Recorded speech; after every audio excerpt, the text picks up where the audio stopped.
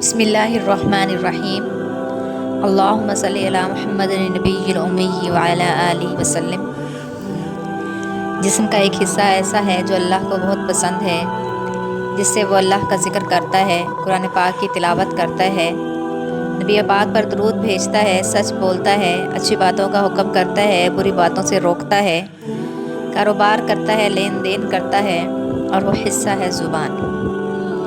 اور جسم میں ایک حصہ ایسا بھی ہے جو اللہ کو بہت ناپسند ہے، جس سے وہ اللہ کی ناشکری کرتا ہے، کفر کرتا ہے، نافرمانی کرتا ہے، جھوٹ بولتا ہے، بے ایمانی کرتا ہے، دھوکہ دیتا ہے، اور وہ حصہ بھی ہے زبان۔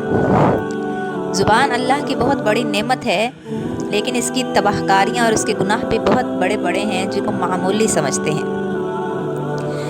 حضرت معاذ رضی اللہ تعالیٰ عنہ سے روایت ہے کہ نبی پاک صلی اللہ علیہ وسلم نے ارشاد فرمایا کہ میں تمہیں اعمال کی اصل جڑ نہ بتا دوں؟ تو صحابہ نے عرض کیا کہ ضرور بتائیے۔ تو آپ صلی اللہ علیہ وسلم نے اپنی زبان مبارک کو پکڑ کر فرمایا کہ اس کو روکے رکھو، اس کو قابو میں رکھو۔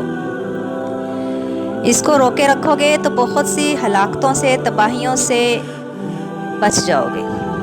حضرت معاذ رضی اللہ تعالیٰ عنہ نے پوچھا کہ یا رسول اللہ، کیا ہم سے ہمارے بولے ہوئے، زبان سے بولی ہوئی باتوں کے بھی بارے میں بھی مواخذہ ہوگا، پوچھا جائے گا؟ تو آپ صلی اللہ علیہ وسلم نے ارشاد فرمایا، تنبیہاً متوجہ کرنے کے لیے فرمایا کہ اے معاذ، تیری ماں تجھے گم پائے کہ میں نے اپنی امت کے بہت سے لوگ منہ کے بل، پیشانی کے بل گھسیٹتے ہوئے جہنم میں لے جاتے ہوئے دیکھے ہیں، اس زبان کی برائیوں کی وجہ سے۔ اسی طرح ایک اور حدیث پاک میں ہے کہ بندے کے لیے اسلام کی خوبصورتی، عمدگی، حسن، رونق اور اسلام کا کمال یہ ہے کہ لا یعنی بیکار باتوں اور فضول باتوں کو چھوڑ دے۔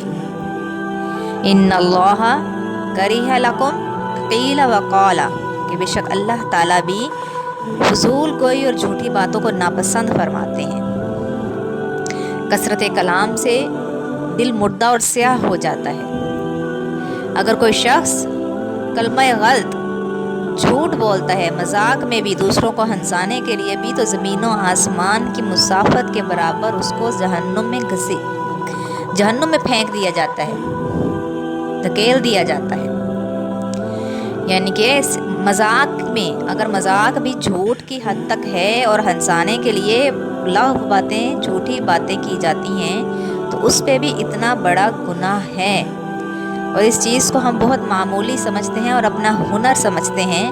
اور بہت سے ایسے پروگرام ہیں جن میں بہت زیادہ منہ کھول کھول کے ہر وقت کا ہنسانا دکھایا جاتا ہے، اور بہت ہی جھوٹی باتوں اور لغو باتوں کے ساتھ۔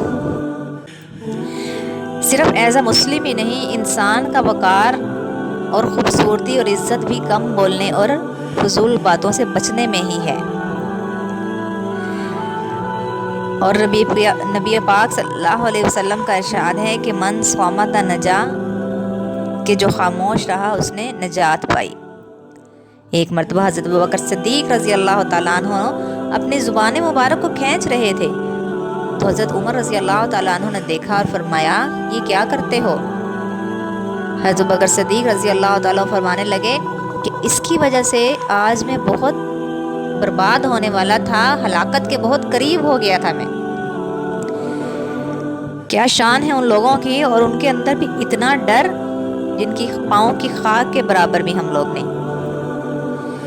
ایک عورت کا واقعہ ہے کہ نبی پاک صلی اللہ علیہ وسلم کے سامنے ایک عورت کا ذکر کیا گیا جو بہت ہی زیادہ فرائض ادا کرتی تھی، فرض روزے رکھتی تھی، نمازیں ادا کرتی تھی، اور نوافل بھی ادا کرتی تھی، صدقہ و خیرات بھی بہت کرتی تھی، لیکن کہا گیا کہ اس کی بد اخلاقی سے، اس کی زبان سے اس کے پڑوسی محفوظ نہیں ہیں، ناخوش ہیں۔ تو آپ صلی اللہ علیہ وسلم نے فرمایا، ہی فی النار، کہ وہ جہنمی ہے۔ اور ایک عورت کے بارے میں کہا گیا کہ وہ صرف فرائض ہی پڑھتی ہے، فرائض ہی ادا کرتی ہے، کبھی کبھی نفل پڑھ لیتی ہے، کبھی کوئی صدقہ دے دیا تو دے دیا، لیکن اس کی زبان اور اس کا اخلاق بہت اچھا ہے۔ تو آپ صلی اللہ علیہ وسلم نے ارشاد فرمایا، ہی فی الجنہ، کہ وہ جنتی ہے۔ زبان کی تباہ کاریوں کے بارے میں اور بھی بہت سی احادیث اور واقعات تاریخ میں آئے ہیں، لیکن ایک انسان جس کے دل میں یہ ڈر ہو کہ میں جو بھی بول رہا ہوں، جو کہہ رہا ہوں، وہ کرامن کاتبین لکھ رہے ہیں، اور اللہ اس کے بارے میں مجھ سے سوال کرے گا، تو وہ خود بخود ہی فضول گوئیوں اور فضول باتوں کو چھوڑ دے گا۔ تو اللہ سے دعا ہے کہ اللہ تعالیٰ ہمیں زبان کی حفاظت کرنے کی توفیق عطا فرمائے، اور اللہ سے ڈرنے کی توفیق عطا فرمائے، اور ہمارے دنیا اور آخرت میں ہمیں کامیاب فرمائے۔ آمین۔